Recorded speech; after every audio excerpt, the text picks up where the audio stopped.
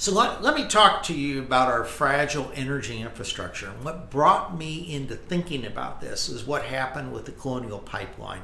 If you haven't been keeping up with the news, or if you're on the West Coast and you don't care what happens in the Southeast, there's been a gasoline shortage in the Southeast. And people have been going, what happened to my gasoline? Gasoline prices going up and then gas stations not having gas. Well, that's because of the Colonial pipeline. Colonial pipeline is a major infrastructure that goes from the refineries in the Gulf Coast, all the way up the east coast of the U.S. And it's the largest gasoline pipeline in the U.S., moving 1.3 million gallons of gas a day through its system. And it accounts for probably about 60% of the total supply of gasoline into the East Coast. So this is a major thing.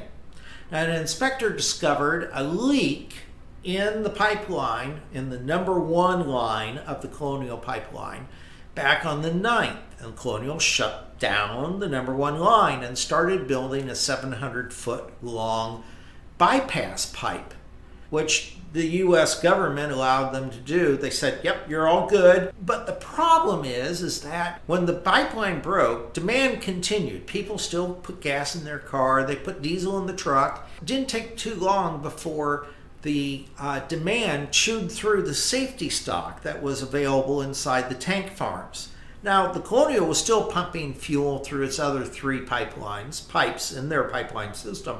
And so was another pipeline called the Plantation. Between the two of them, they carry 75% of the fuel used in the Northeast. So there was still fuel getting pumped, but not enough to meet demand.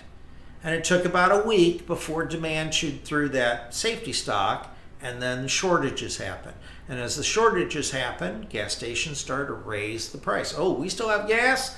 But I don't know when I'm going to get some more or how much I'm going to pay for it. I'm going to increase the price. So that's what happened. This issue with the Colonial pipeline, though, is really a wake-up call. And the reason why it's a wake-up call is we've got all sorts of broader-based problems in our energy infrastructure and the supply structure of energy here in the U.S. I'm just focusing on refineries right now. Refining capacity is tight in the Northeast. And here's something that's really interesting about that. 10 years ago, there were 11 refineries operating on the banks of the Delaware River. Today, there's only 5. These 6 that got shut down because it was uneconomical to continue to run those refineries because of regulatory issues or supply issues. Those refineries couldn't get the necessary supply that they needed. And so, because they couldn't have the supply, why keep it open? They got shut down.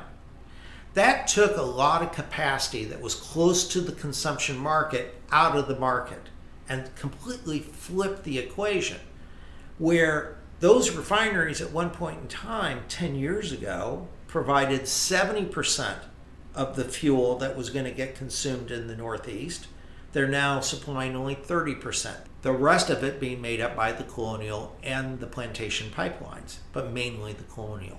And so when Line 1 on the Colonial shut down, there went all the slack, what little slack there was, and gas stations ran out of gas.